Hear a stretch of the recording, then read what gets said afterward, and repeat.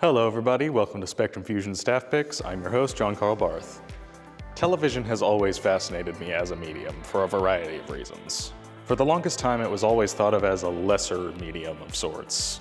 One that couldn't really ever truly be high art like film could, just something to turn your brain off to after a long day at work or something.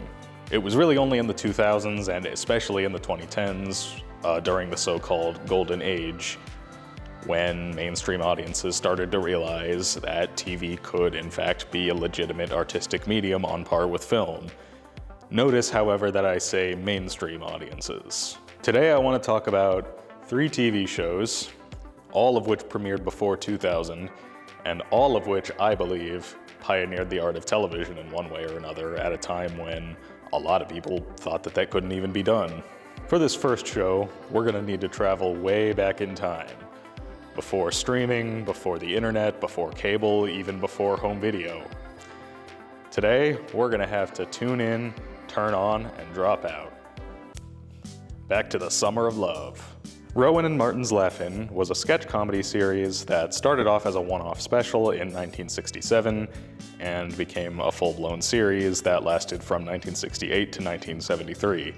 It was hosted by the 2 titular comedians, Dan Rowan and Dick Martin, and had a rotating cast of regulars as sketch shows typically do. While a sketch comedy show on paper may not sound very pioneering, especially compared to the prestige dramas that would come to define the Golden Age, this show is a lot more pioneering than you'd think.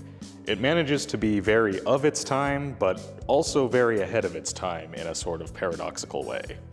Let me explain. While people today tend to think of the late 60s and early 70s as the free love psychedelic era, unfortunately TV was woefully behind the times in that regard. It was largely the same sitcoms and procedurals that had defined TV's previous era.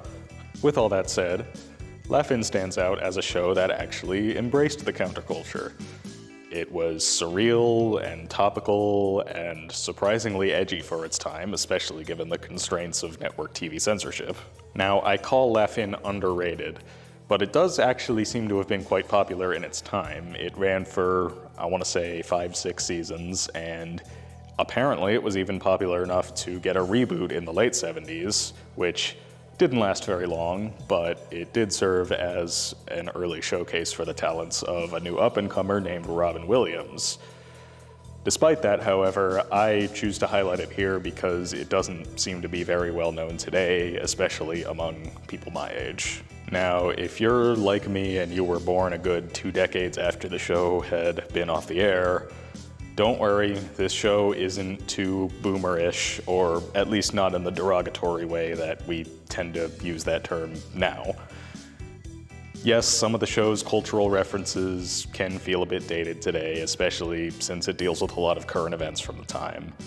But the show is more than just that, and if anything, I think it kind of foreshadows Gen Z's internet humor with how surreal it is, though of course they couldn't have known that at the time. If I could compare it to a more well-remembered show from around this time, it does actually remind me a lot of an Americanized version of Monty Python's Flying Circus, although, believe it or not, it actually predates that show by a couple of years. So if you're a Monty Python fan, probably I'd venture to guess you would enjoy Laugh-In. You know, all this peace and love hippie stuff is fine, but I'm in the mood for a different kind of youth rebellion. One that involves a lot less idealism and peace and love and a lot more ironic detachment and grunge music. Let's fast forward about 2 decades, shall we? There we go. The year is 1992. TV comedy is still dominated by the major networks and their fairly typical multicam laugh track sitcoms, the same type that had dominated the previous couple decades. Enter a fledgling young cable network called Home Box Office. Well, okay, I say that it was a fledgling young network, but that's not really true. Like, at all. Like, it had been around a while at that point. As in, like, 20 years.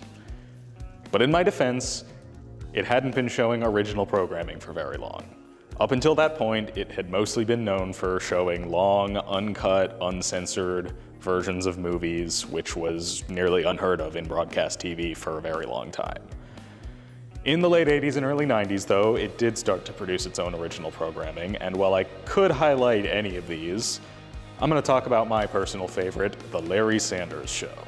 The Larry Sanders Show was co-created by its star, Gary Shandling, who plays the titular Larry Sanders, a talk show host, and the show is a semi-autobiographical chronicle of the goings-on behind the scenes at a late-night talk show. It ran for 6 seasons from 1992 to 1998 and maintained a cult following, but it never really achieved the mainstream success of shows like Friends or Seinfeld. Regardless, not only was this one of HBO's first shows to garner critical acclaim, it was actually surprisingly influential over TV comedy as a whole, believe it or not. Unlike most sitcoms from the time, this was not a multicam laugh track sitcom. It wasn't filmed in front of a live audience on fake-looking sets.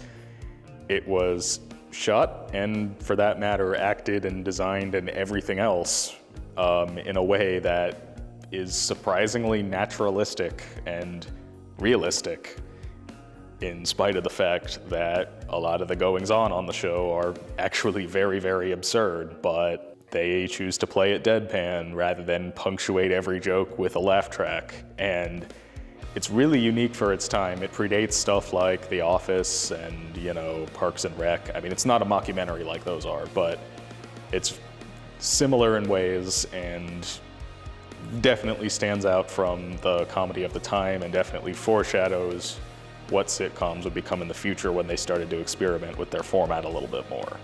The show is anchored by some really great performances, not only from Shandling himself. There's also Rip Torn as the talk show's producer, Arthur. There is Janine Garofalo as Paula, who's a sarcastic 90s grunge chick secretary, and especially Jeffrey Tambor as Larry's co-host, Hey Now, Hank Kingsley. What do you think of this joke? Which one? Because there's a lot of jokes on this page. The one that is circled, actually. So yeah, very funny show. I highly recommend it.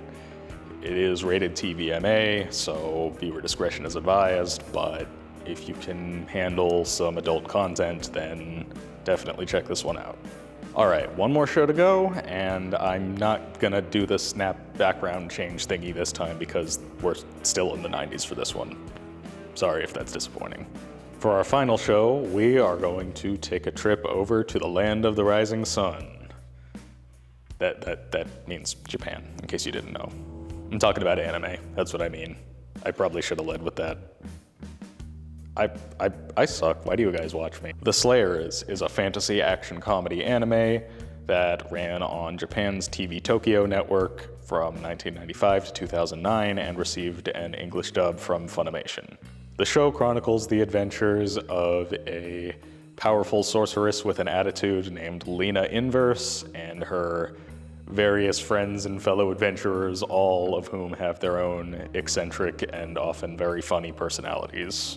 To put it in simple terms, the show is just a ton of fun. The characters are all great. They all have very defined personalities and can be very funny, like I said, but without devolving into caricature. They're not just single comedic traits being passed off as entire personalities. They can be surprisingly nuanced, and for a show that's mostly pretty lighthearted, it does actually get pretty dark at times, and it never feels like a tonal clash. It always feels like a natural progression. And yeah, just a really, really fun show. And if you're into anime at all, I highly recommend it because unfortunately, not very many people talk about it from what I can tell.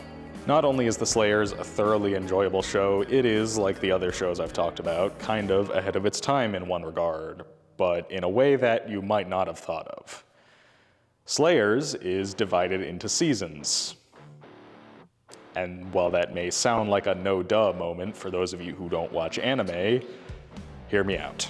So really, before the 2010s, a lot of anime used to either just be single 13 or 26 episode seasons like, say, Cowboy Bebop, or they just sort of ran endlessly without taking a break. Your Dragon Balls and your One Pieces and your Narutos, etc.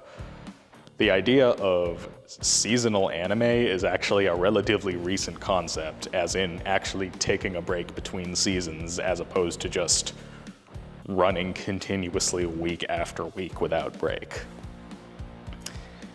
And the problems with that model, with the continuous weekly model, are numerous, and I'm sure you can guess what at least a few of them are, not least of which is I can only imagine how overworked those animators must have been.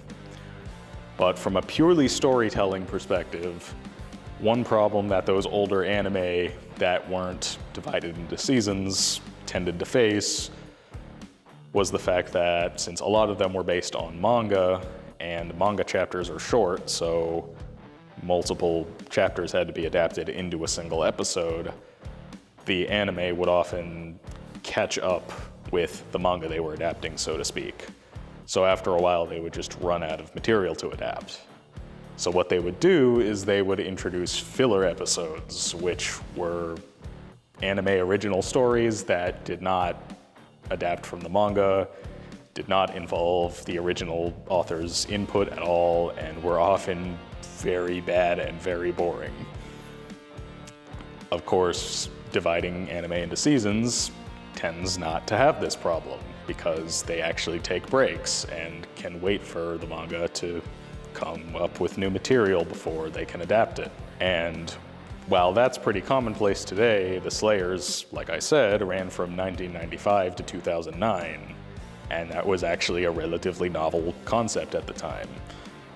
So even though, strangely enough, The Slayers isn't based on a manga, it's based on a series of novels, but they still pioneered the format, so it counts in my book. Okay, let's get back to the present, shall we? Thank you all for watching. This has been Spectrum Fusion Staff Picks. I'm your host, John Karl Barth, and I will see you all later.